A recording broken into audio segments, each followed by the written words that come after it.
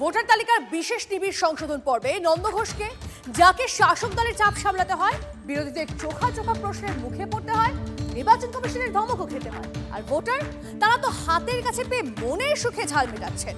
বিএলওদের শাখের গড়াদের দশা। মানুষ হয়রানি হচ্ছে, সেই ক্ষোভটা আমাদের উপরে এসে পড়ছে। বিরক্তি, ক্ষোভের বহিঃপ্রকাশের ফল কি হতে পারে তার রীতিমতো টের পেলেন এই বুথ লেভেল অফিসাররা। এসআইআর এর নোটিশ দিতে এসে তালাবন্দী হলেন 3 জন বিএলও। শুনানির নোটিশ ঘিরে পূর্ব বর্ধমানের মঙ্গলকোটের ভালুগ্রামে তুলকালাম।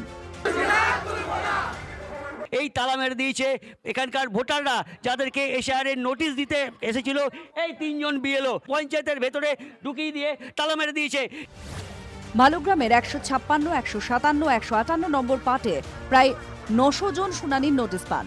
হেনস্থার অভিযোগে পঞ্চায়েতে বিএলওদের আটকে রাখেন এলাকাবাসী।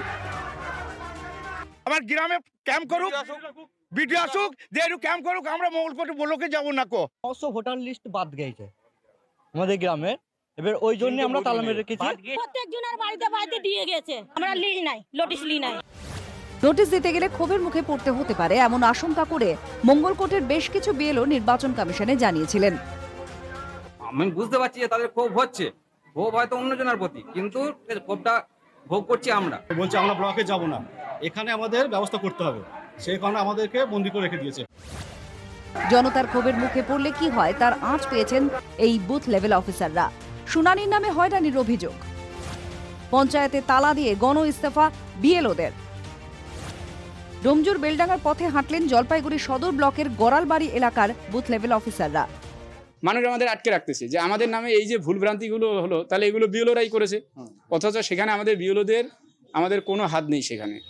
শুনানি পর্বে হেনস্থা, হয়রানির অভিযোগ, আর তা ঘিরে জনতার ক্ষোভ আর নন্দ ঘোষ দশা বিএলওদের।